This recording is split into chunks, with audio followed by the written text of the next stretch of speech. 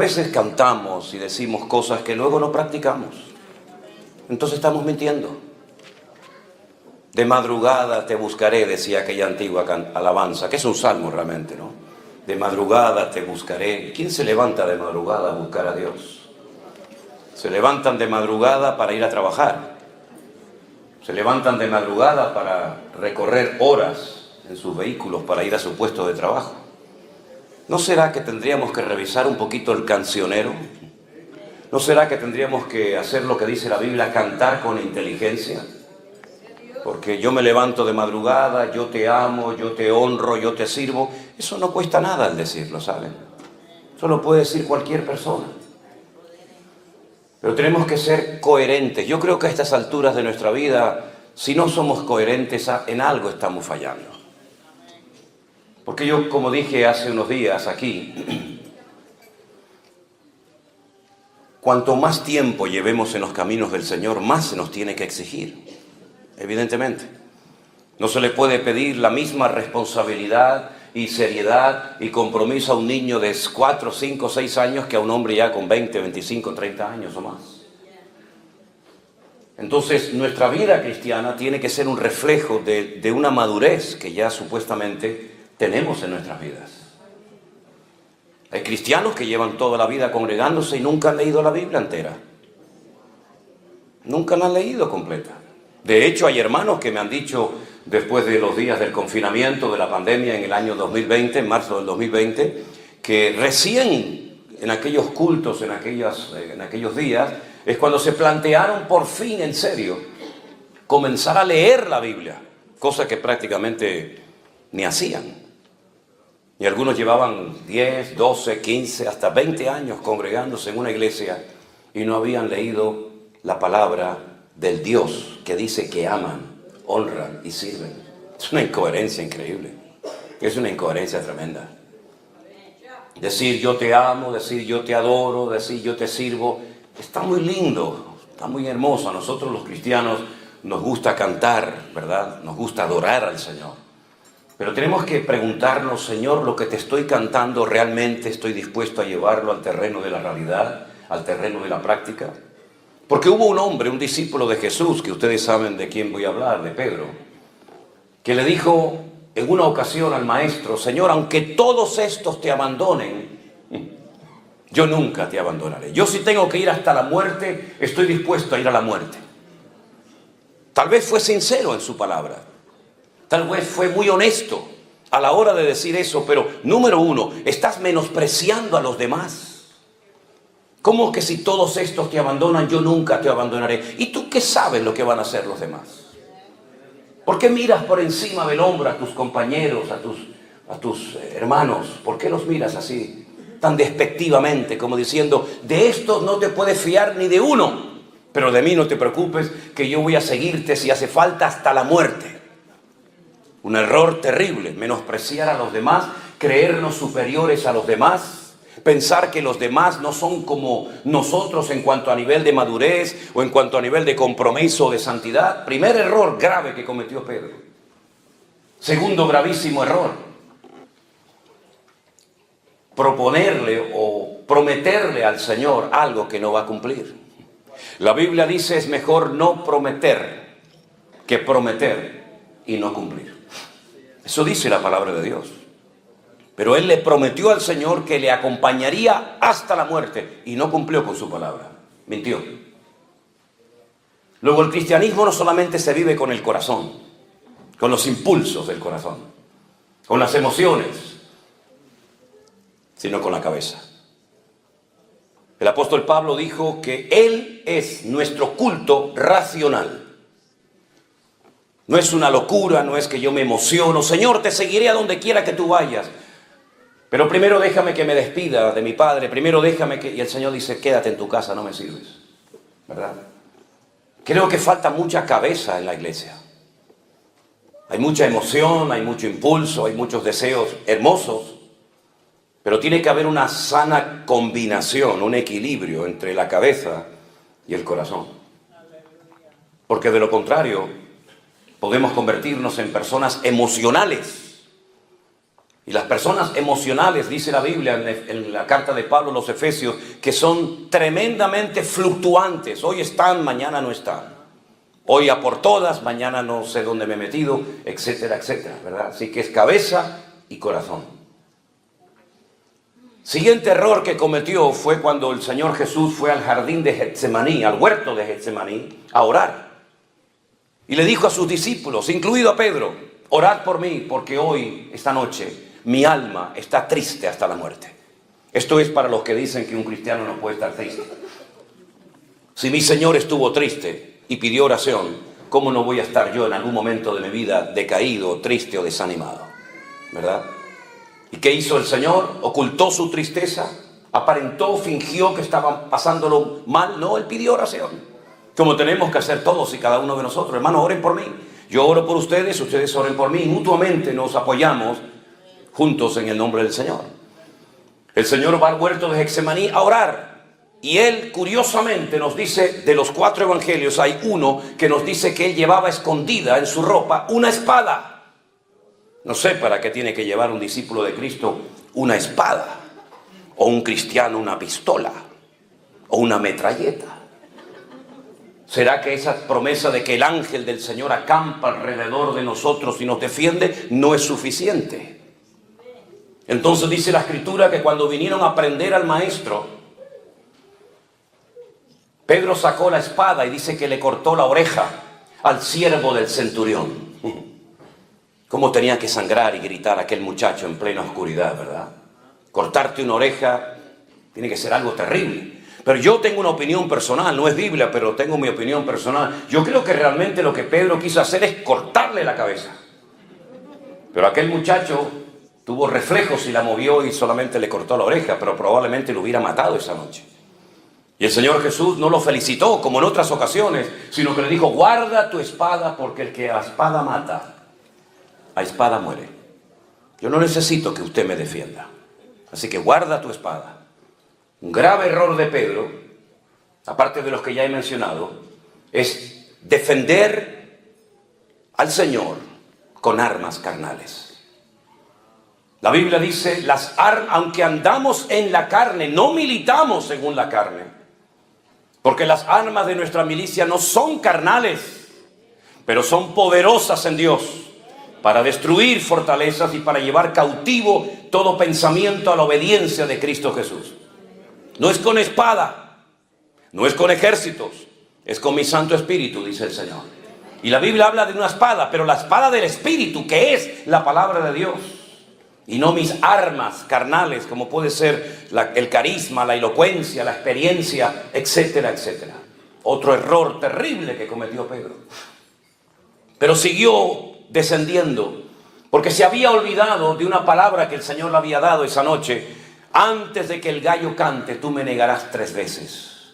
Cuando hay una palabra del Señor, y en este caso una palabra específica para la vida de Pedro, tú tienes que valorar y tener en cuenta que hay una palabra detrás de tus acciones, detrás de tus actos, y tú no la tienes en cuenta. Tú sigues empeñado en demostrar que tú eres mejor que nadie. Tú sigues empeñado en convencer al Señor de que esa palabra no puede ser así, sino que yo te voy a ser fiel hasta la muerte. Y no fue así, todos lo sabemos. Siguió al Señor cuando es prendido por los romanos, pero lo sigue, dice la Biblia, de lejos. ¿A qué distancia estás viviendo de Cristo?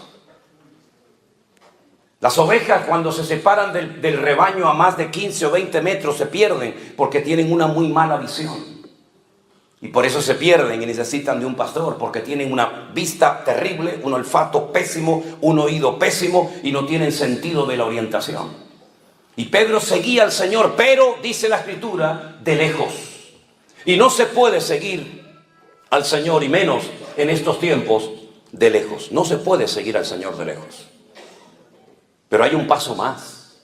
La Biblia dice que mientras estaban interrogando al Señor en la mazmorra, en la cárcel que tenía uno de los sumos sacerdotes llamado Caifás, él estaba calentándose al fuego junto con los romanos. Dime con quién andas y te diré quién eres, dice el refrán.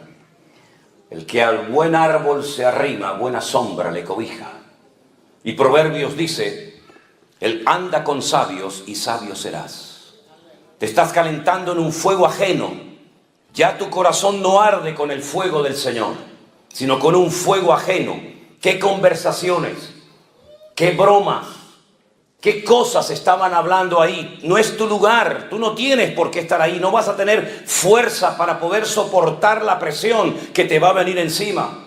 Dice la Biblia que las malas, escuche bien esto, las malas conversaciones corrompen las buenas costumbres.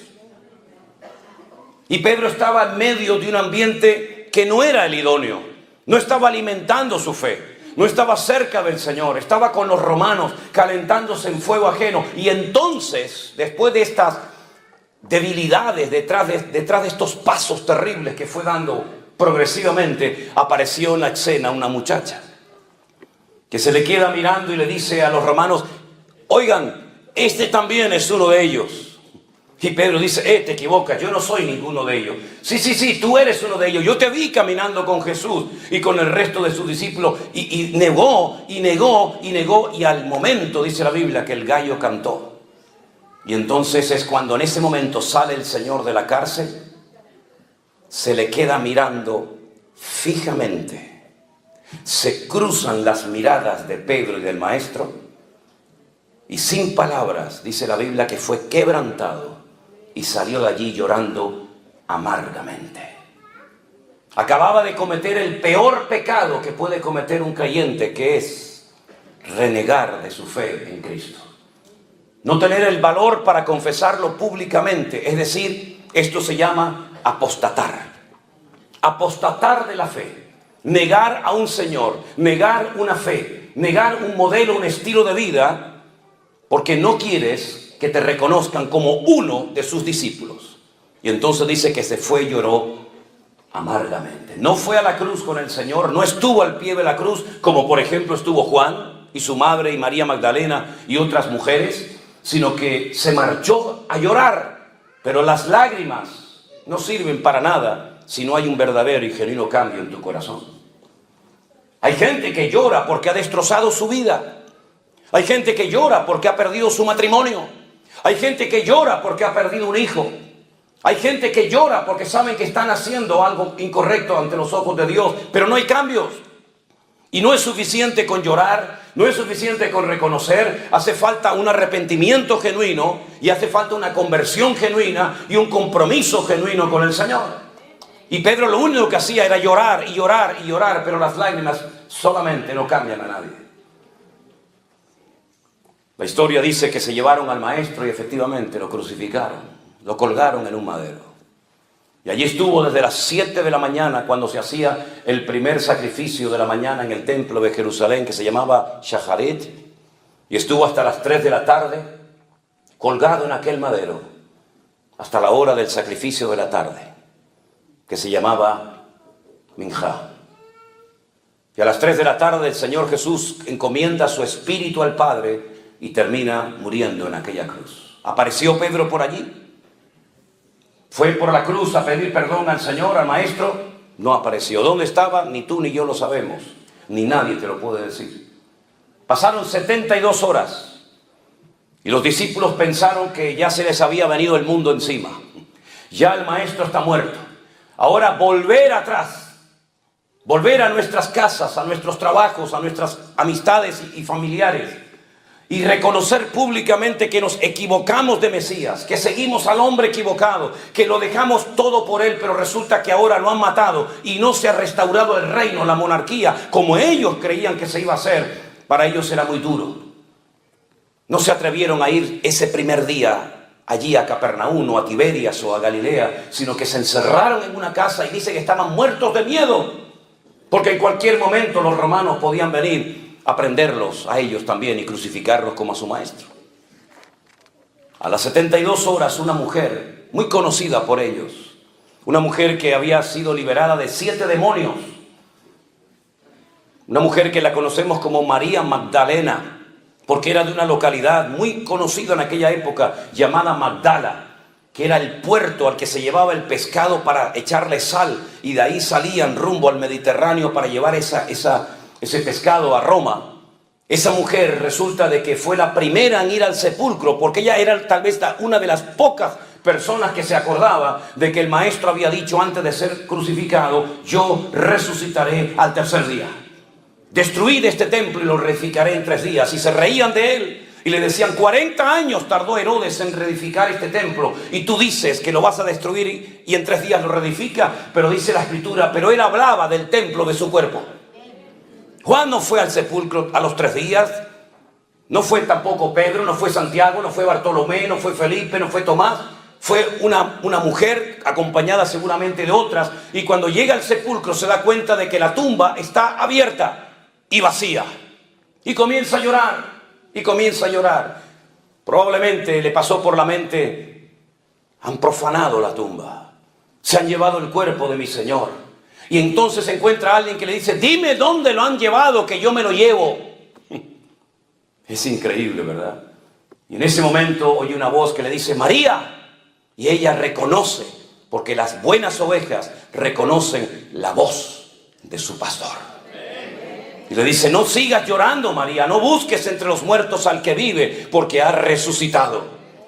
Y ella va corriendo a esa habitación, a ese aposento alto, a esa casa, donde los discípulos están muertos de miedo, llorando, temblando, porque piensan que también sus vidas van a morir en cualquier momento. Y cuando llega les dice: el maestro está vivo, lo he visto, he hablado con él, está vivo. Y le dicen: ¿cómo que está vivo? Salen corriendo al sepulcro y dice la Biblia que Juan llegó primero, pero no entró. Y después llegó Pedro y dice: entró, vio y creyó. Y vio una tumba vacía. Vio el sudario bien puesto, bien colocado en la tumba, lo cual significa, cuando un comensal, cuando una persona estaba comiendo y por ejemplo tenía que ausentarse para atender a alguien o ir al baño o lo que fuera, si iba a volver, dejaba bien doblada la servilleta. Y eso significaba para los esclavos, cuando pasaban y veían, por ejemplo, todo así bien colocadito en la mesa, significa que el Señor, la persona que está comiendo en ese lugar, va a volver otra vez. Pero si lo hacía así, lo arrugaba y lo tiraba así en la mesa, déjenlo ahí, no se preocupen, significa: ya terminé, no voy a volver más, no quiero comer más. Y cuando el Señor Jesucristo resucitó, dice que el sudario y todo lo que le habían colocado alrededor de su cabeza y de su cuerpo estaba bien doblado, bien colocado en su sitio, lo cual significa: volveré otra vez. Y por eso entró, vio y creyó, dice la Biblia.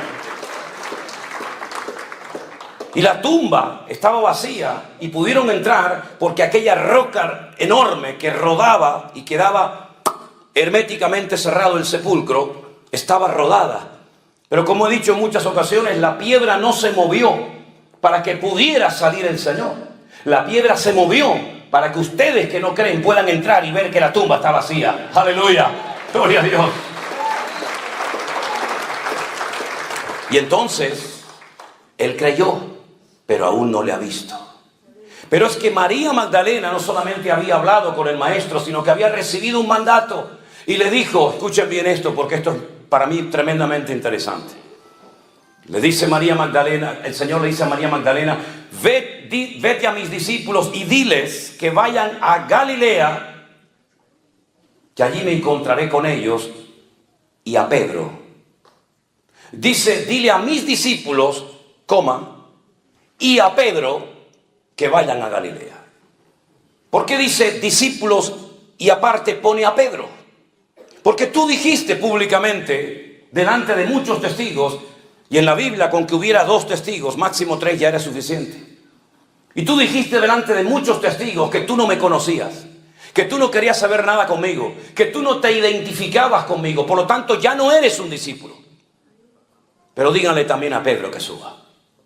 Le hubiéramos dicho nosotros al Señor, a Pedro, si hubiéramos sido el maestro: sube también tú a Galilea. O le hubiéramos dicho: mira, ¿tú para qué vas a subir? Si en el momento más necesario de mi vida no apareciste.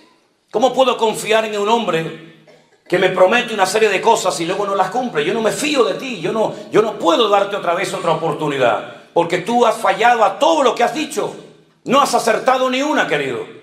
Pero sin embargo el Señor en la Biblia nos enseña que no solamente salva y libera y sana, sino que también el Señor de la Biblia es un Dios que restaura a la gente que ha caído y tropezado.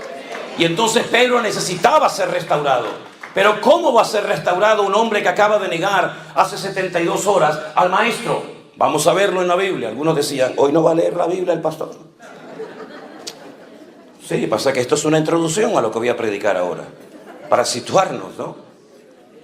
En el último capítulo del Evangelio de Juan, si ustedes leen el Evangelio según San Juan, es diferente totalmente al de Mateo, Marcos y Lucas. Se estudia aparte en las escuelas bíblicas, se estudia aparte porque es un evangelio completamente diferente, la estructura gramatical, el estilo, etc. Y en el último capítulo aparece algo que solamente lo cuenta Juan. Ni Mateo, ni Marcos, ni Lucas contaron lo que allí estaba a punto de suceder. Dice en Juan capítulo 21, yo espero que ustedes no sean de esos creyentes que están de moda, que ya no vienen con la Biblia a la iglesia o al culto. Siempre digo, si usted no trajo Biblia, siéntese al lado de un hermano que seguramente la ha traído. Incluso algunos prefieren traerla en el teléfono celular para que la gente, los vecinos nos digan, ah, mira, es cristiano, va con la Biblia. Espero que usted no sea uno de esos, ¿verdad? Juan capítulo 21 dice, vamos a leer a partir del verso 1. Después de esto, Jesús se manifestó otra vez a sus discípulos junto al mar de Tiberias y se manifestó de esta manera. Estamos en el norte de Israel, estamos en el mar de Tiberias o Genesaret o el Kineret. Y allí estaban juntos Simón Pedro, Tomás, llamado el Dídimo, la palabra Dídimo significa gemelo, era gemelo de otra persona. Natanael, el de Caná de Galilea, los hijos de Zebedeo y los otros y dos de sus discípulos. Simón Pedro les dijo, voy a pescar. Y ellos le dijeron, vamos nosotros también contigo. Fueron y entraron en una barca y aquella noche no pescaron nada. Nada. Cuando ya iba amaneciendo, fíjense, se fue de noche a pescar y ya está amaneciendo. Es decir, ha estado toda la noche intentando pescar. Y cuando ya iba amaneciendo, se presentó el Señor Jesús en la playa, mas los discípulos no sabían que era Jesús. Y les dijo, hijitos, ¿tenéis algo de comer? Y le respondieron, no. Él les dijo, echad la red a mano derecha de la barca y hallaréis. Entonces la echaron y ya no podían sacar por la gran cantidad de peces. Entonces aquel discípulo a quien Jesús amaba le dijo a Pedro, es el Señor. Simón Pedro, cuando oyó que era el Señor, se ciñó la ropa porque se había despojado de ella, se echó al mar. Y los otros discípulos vinieron con la barca arrastrando la red de peces, pues no distaban de tierra como 200 codos. Al descender de la barca a tierra, vieron puestas unas brasas y un pez encima de ellas y pan. Jesús les dijo, traed de los peces que acabáis de pescar. Subió Simón Pedro y sacó la red a tierra llena de grandes peces, 153. Y aún siendo tantos, la red no se rompió. Jesús les dijo, venid y comed. Y ninguno de los discípulos se atrevía a preguntarle, ¿tú quién eres? Sabiendo que era el Señor. Vino pues Jesús y tomó el pan y les dio y asimismo del pescado. Esta era la tercera vez que Jesús se manifestaba a sus discípulos después de haber resucitado de los muertos. Podríamos hablar mucho acerca de esto, pero quiero destacar lo siguiente. Días atrás el Señor le había pedido a Pedro, a Jacobo y a Juan que fueran con él al huerto de Getsemaní a orar junto con él, ¿se acuerdan? ¿Y qué pasó? Se quedaron dormidos. Los despertaba y se volvían a quedar dormidos. Los despertaba y se volvían a quedar dormidos. Y ya la tercera vez le dijo el Señor, seguid durmiendo. ¿No habéis podido velar conmigo una hora? ¿No os he pedido toda una noche de vigilia? ¿Os he pedido una hora de oración juntamente conmigo y no habéis sido capaces? Y ahora resulta que se nos encuentra en el mar de Galilea y dice la Biblia que han estado toda la noche hasta el amanecer intentando pescar y no han pescado nada. Oye, qué curioso, ¿no? 3 días atrás te quedabas dormido cuando te pedí que oraras por mí una hora y ahora para tu trabajo has estado toda la noche sin obtener ningún tipo de resultado y no te ha entrado sueño. Qué cosa más rara, ¿no? Bueno, eso pasa hoy en día también a algunos cristianos. Hermano, no tengo tiempo para leer la Biblia, no tengo tiempo para ir a la iglesia, no tengo tiempo para las cosas del Señor, pero luego para tu trabajo siempre te las arreglas para tener tiempo.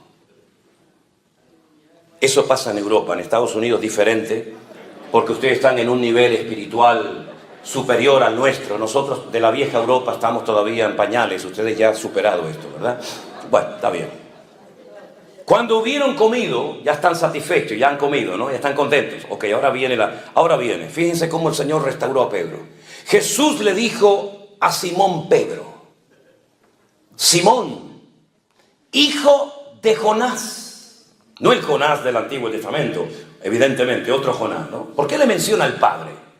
¿Qué tiene que ver el nombre del Padre con lo que el Señor está a punto de hacer en Pedro? Simón, hijo de Jonás, ¿me amas? ¿Me amas más que estos? Y él le respondió: sí, Señor, tú sabes que te amo. Y él le dijo: apacienta mis corderos. Jonás fue un profeta que sabía la voluntad de Dios, pero fue un profeta rebelde. No quiso poner en práctica el llamado de Dios para su vida. Y por eso te estoy mencionando el nombre de tu padre, porque has actuado hace unos días atrás exactamente igual, bajo la misma rebeldía y desobediencia de aquel profeta del Antiguo Testamento llamado Jonás, que estaba en Israel. El Señor lo manda a Nínive y él coge un barco en Jaffa o en Jope y se va en dirección opuesta rumbo a España, donde está Tarsis, en el sur de España. Y tú has sido exactamente igual. Tú prometiste un montón de cosas. Tú dijiste que ibas a estar allí. Tú dijiste que aunque todos me abandonaran, contigo se podía contar. Tú has sido otro Jonás, que sabías lo que tenías que hacer, pero no lo cumpliste. Por eso le recuerda el Señor el nombre de su papá, de Jonás, el profeta rebelde. Y le pregunta al Señor: ¿tú me amas? Y Pedro, como siempre, con esto, con el corazón, no con la cabeza. Sí. Cristo, yo te amo. Bueno, pues si me amas, demuéstralo. Apacienta mis ovejas, involúcrate en mi reino, involúcrate en mi obra, atiende a la gente, haz algo, mijo. No estés ahí, bendíceme, ayúdame, prospérame. Tal vez por eso el Señor nos llamará ovejas, porque todo lo que pedimos termina en me. Bendíceme, cúrame, sáname, guíame, muéstrame, ¿verdad? Apacienta mis ovejas, involúcrate, haz algo, métete en el barro y mánchate también junto con los demás. Como parece ser que la respuesta fue muy precipitada y nada pensante, el Señor volvió la segunda vez a preguntarle: Simón, hijo de Jonás, ¿me amas? Pedro le respondió: sí, Señor, tú sabes que te amo. Entonces le dice: pastorea mis ovejas. Lo vuelve otra vez a poner en primera línea. Estoy dándote una segunda oportunidad. Estoy volviendo a confiar en ti. Tú me has negado, pero yo te vuelvo a restaurar. Yo te vuelvo a poner en primera línea, apacentando las ovejas, apacentando mis corderos, atendiendo a la gente. Te estoy restaurando, te estoy dando otro voto de confianza. Aprovechalo. Y la tercera vez le dice el Señor: Simón, hijo de Jonás, ¿me amas? Parece que ahora entendió. A la tercera va la vencida, dicen por ahí, ¿no? Pedro se entristeció de que le dijese la tercera vez: 3 veces me negaste, 3 veces tendrás que confesar públicamente delante de estos testigos que tú me amas. Señor, tú lo sabes todo. Tú sabes que yo te amo. Jesús le dijo, pues, apacienta mis ovejas. El Nuevo Testamento se escribió en griego. Y en el griego, como bien saben ustedes, hay varias palabras para hacer referencia al amor. No es como en nuestros idiomas, que hay una y ya está. Y por el contexto tienes que interpretar a qué tipo de amor estamos haciendo referencia. En el griego no. En el griego, igual que en el hebreo, hay palabras concretas y específicas para que la gente no malinterprete el mensaje. Está la palabra eros, está la palabra fileo y está la palabra ágape. las tres hablan de amor, pero de distintos amores. El amor ágape, para más información, lo pueden encontrar descrito perfectamente por la pluma de Pablo en 1 Corintios capítulo 13. El amor nunca deja de ser, todo lo cree, todo lo soporta, todo lo espera, ¿verdad? No se irrita, no guarda rencor, no busca lo suyo. Ese es el amor ágape. Y el Señor le está diciendo en el texto griego, le dice: Pedro, ¿tú me agapeas? Y Pedro le responde: Señor, yo te fileo. Eso no se puede ver en ningún otro idioma más que en el texto original.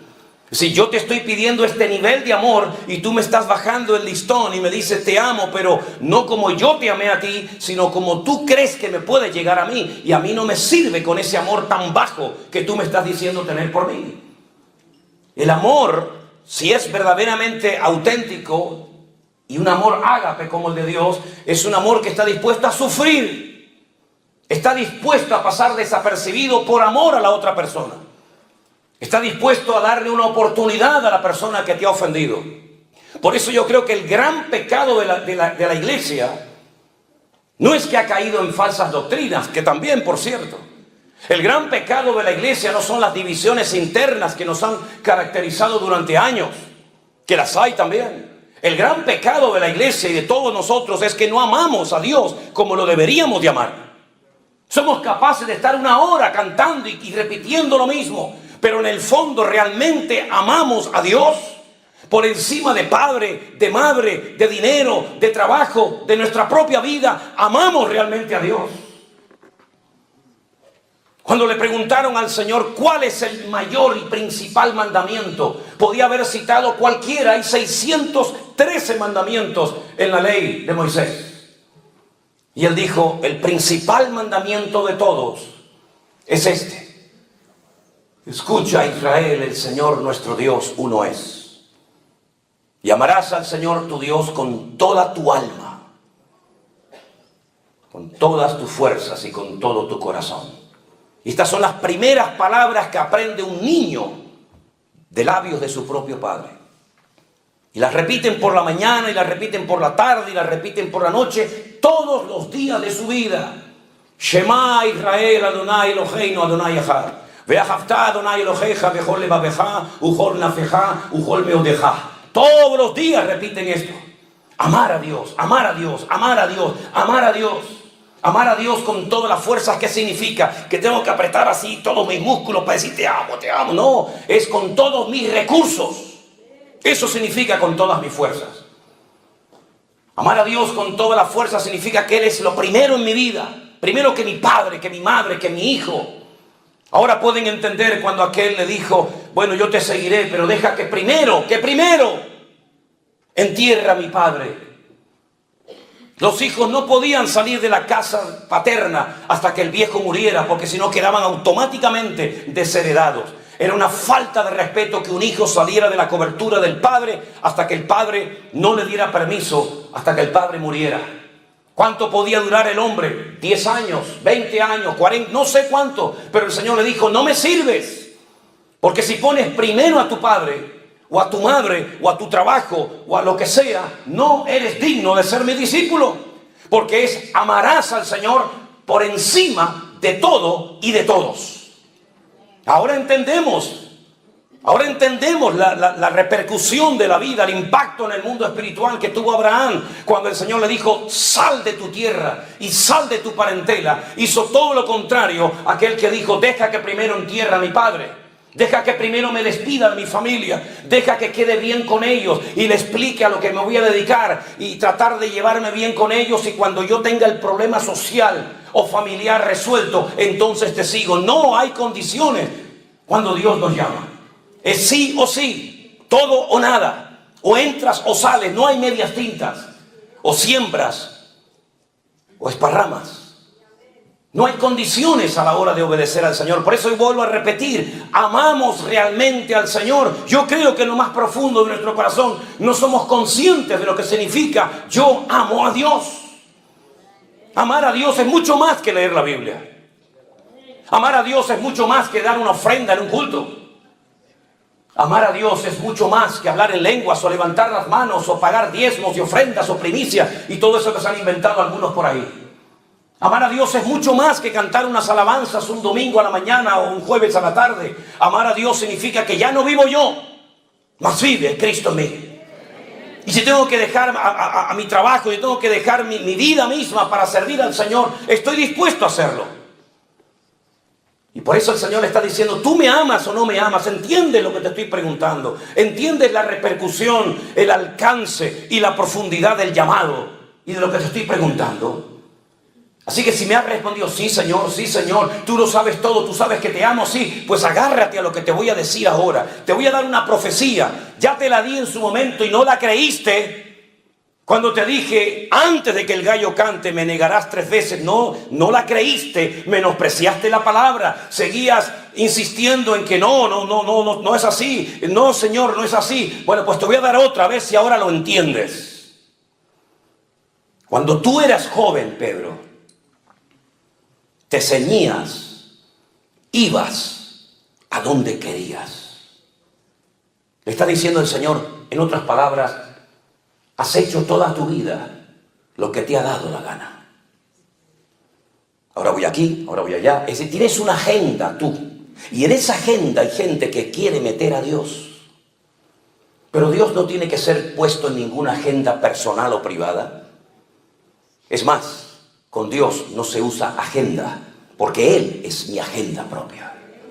Así que cuando eras joven, te recuerdo que te ceñías, ibas a donde querías. Es decir, eras un caballo desbocado, hacías lo que te daba la gana, hablabas con quien te daba la gana, ¿verdad? Mas cuando ya seas viejo, es decir, cuando madures, estos son eufemismos, es una forma de transmitir un mensaje, como cuando Pablo dijo, cuando yo era niño, ¿se acuerdan? Yo hablaba como un niño, pensaba como un niño, juzgaba como un niño, mas cuando ya fui hombre, cuando maduré, cuando crecí, dejé lo que era de niño. Así es que hay una etapa en tu vida de infantilismo, hay una etapa en tu vida de rebelión, hay una etapa en tu vida que te identificas con Jonás, el profeta rebelde y desobediente. Todo eso tienes que dejarlo atrás, porque cuando crezcas, ¿qué significa? Cuando seas viejo, cuando madures, Pedro, extenderás tus manos y te ceñirá otro y te llevará a donde tú no quieras. Fíjate tú lo que le está diciendo. Aun cuando seas viejo, todavía tu voluntad será tu peor enemigo, Pedro. Te van a llevar a la muerte, te van a llevar a la crucifixión y todavía tendrás una lucha en tu interior tremenda. ¿Cómo puedo vencer esa lucha interior? Ese enemigo que llevo dentro, esa batalla que se parece a aquella batalla que tenía aquella mujer embarazada cuando decía, Dios mío, se están matando, se están peleando, se están dando patadas y puñetazos mis hijos en mi vientre, pero ¿esto qué es? ¿Qué me pasa? Tengo una lucha dentro de mis entrañas. Y se fue a consultar con el Señor y le dijo, es que llevas 2 en tu vientre. Y por eso esos 2, uno representa la carne y otro representa el espíritu, y son antagónicos, son opuestos, van a ser enemigos toda la vida. Y hablo de Jacob y Saúl, ¿se acuerdan? Pues en nuestro interior llevamos una batalla, una guerra. Por eso dice Pablo que nuestra batalla no es contra sangre y carne, sino contra principados, contra potestades, contra gobernadores de las tinieblas, contra huestes espirituales de maldad en las regiones celestes. Hay una guerra. Quiero, pero no quiero. Sí, pero no. Voy, pero en el fondo no. Es esa guerra. ¿Cómo se vence esa guerra? Miren a Jesús lo que hizo. Se metió dentro del huerto de Getsemaní y dijo, Padre, no se haga mi voluntad, sino la tuya. Y fue quebrantado, fue triturado allí. Y dijo, pasa de mí esta copa, más no se haga mi voluntad, sino la tuya. Es decir, es una guerra que no se gana de pie. Es una guerra que se gana de rodillas. Cuando dice, Señor, yo me rindo. Me rindo. No sé nada, no puedo nada, no entiendo nada. Yo me rindo a ti. Es entonces cuando el Señor dice, ahora has entendido. Y cuanto antes lo entiendas, mucho mejor para ti y para los tuyos. Así que vas a llegar a esa edad avanzada y te van a llevar a donde tú no quieras. Y ahora dice porque allí estaba oyendo como testigo Juan y dice, esto dijo, dando a entender con qué muerte había de glorificar a Dios. Y dicho esto le dijo, sígueme. Has dicho que me amas, lo acabas de decir ahora 3 veces, te han oído todos. Tú sabes que te amo, tú sabes que te amo Señor, tú sabes que te amo más que a la pesca, más que a mi familia, más que a la red, más que a la barca, te amo. ¿Me amas? Muy bien, perfecto. Te pones a trabajar desde ahora mismo, porque yo te saqué de ese trabajo para convertirte y prepararte y capacitarte para que fueras pescador de almas. Y has vuelto otra vez atrás. Te saqué de ahí y te vuelves otra vez atrás, y en ese acto de desobediencia has arrastrado a Tomás, a Juan, a Santiago y a otros. Así que sal de ahí, sígueme, y quiero que sepas que el premio que te voy a dar al final de la carrera es que te voy a dejar que te maten, que te cuelguen, que te crucifiquen exactamente igual que me hicieron a mí. Oh. Amamos al Señor. Amamos al Señor. ¿Quién está soñando con jubilarse? No sé cómo llaman, jubilarse, con retirarse y decir, bueno, yo cuando tenga una cierta edad me compraré un rancho con mis caballos, mis gallinas, mis ovejas, disfrutaré de la vida, viajaré por Europa, iré por aquí, iré por allá, iré a ver al pastor Manolo Sierra a Tenerife, iré con él a Israel, me compraré mi buen auto y terminaré mis días rodeado de mis nietos y de mis bisnietos y etcétera, etcétera. El Señor le dijo, olvídate de eso.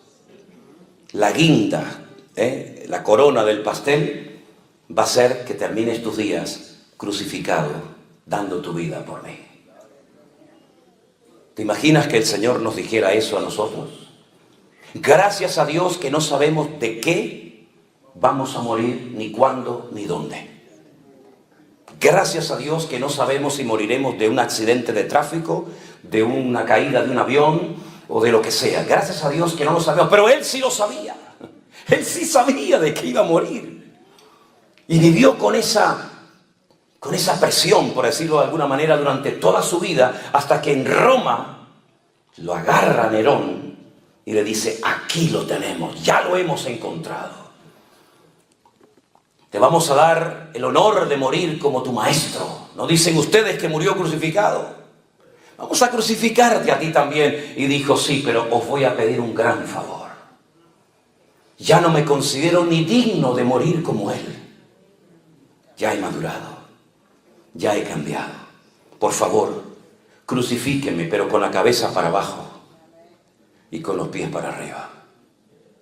Y tú dices, Dios mío, qué madurez, qué crecimiento, qué desarrollo experimentó este hombre que cayó, negó al Señor, pero terminó dando su vida por la causa del Evangelio de Cristo Jesús.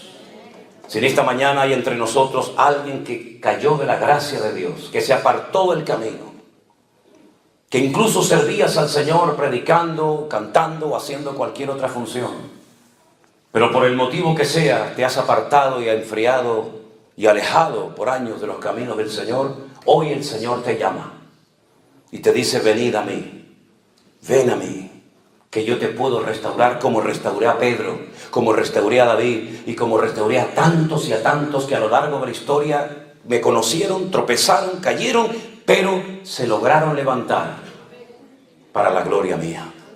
Cierra tus ojos en esta mañana y pregúntate a ti mismo, ¿amo yo verdaderamente al Señor a esta altura y nivel?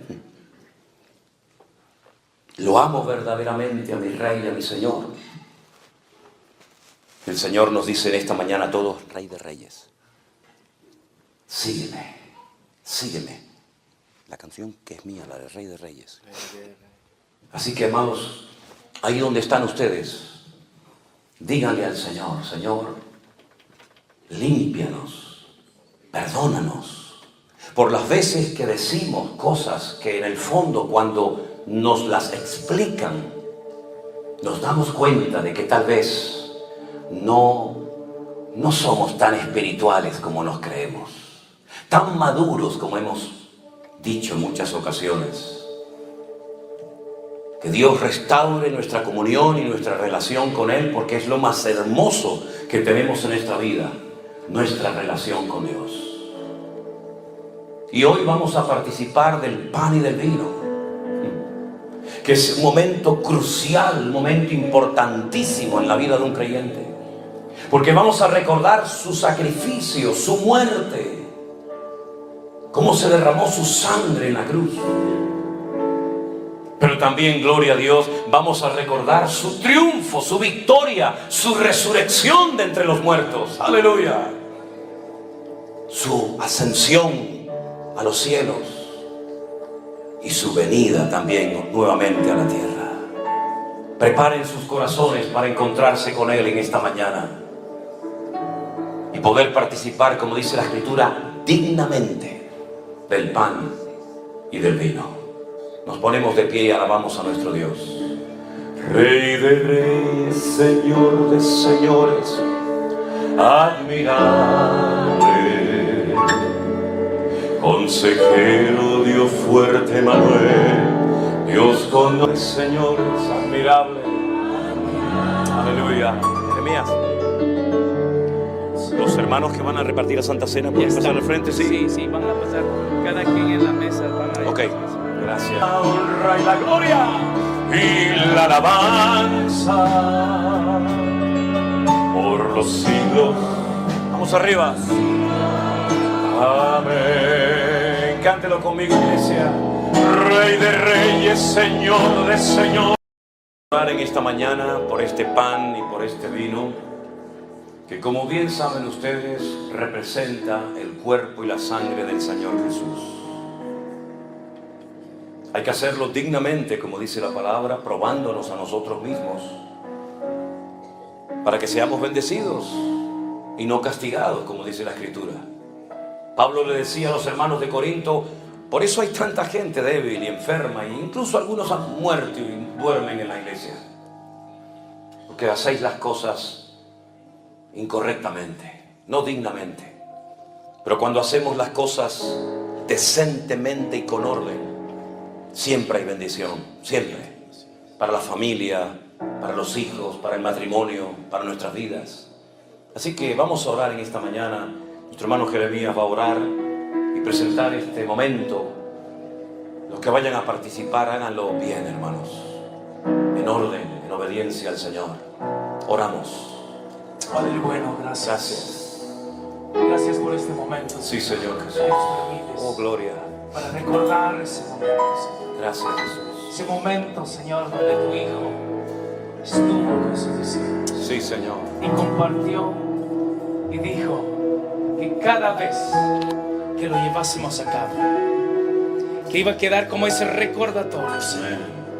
Padre, hoy aquí te damos las gracias en el nombre de Jesús por todo, Señor, y este momento tan especial que nos permites, oh Dios, ser parte y disfrutar de la cena, de este pan, de este vino que representa tu cuerpo, tu sangre, en el nombre de Jesús. Amén y amén. Hermanos queridos, pueden pasar a repartir en esta mañana este pan y este vino. Espérese a participar todos juntos, no, nadie se adelante. Coja su pan, coja su vino y después juntos participaremos de la mesa del Señor. Rey de reyes, Señor de señores. Gracias, Señor Jesús. Estamos cantando un versículo que se encuentra así, tal y como lo estamos cantando literalmente, sin quitarle ni ponerle nada. Es un versículo del libro del Apocalipsis, donde dicen que Él es el único digno de tomar el poder, las riquezas, la honra, la gloria, la sabiduría, porque nuestro Señor Jesucristo es único, no hubo nadie como Él ni lo habrá. Irrepetible su amor, su misericordia, su poder de transformar vidas, de restaurar corazones. No ha habido otro jamás ni lo habrá como Él. Él es el único digno, como dice en el libro del Apocalipsis, de desatar, de abrir los sellos. Él estuvo muerto y resucitó al tercer día.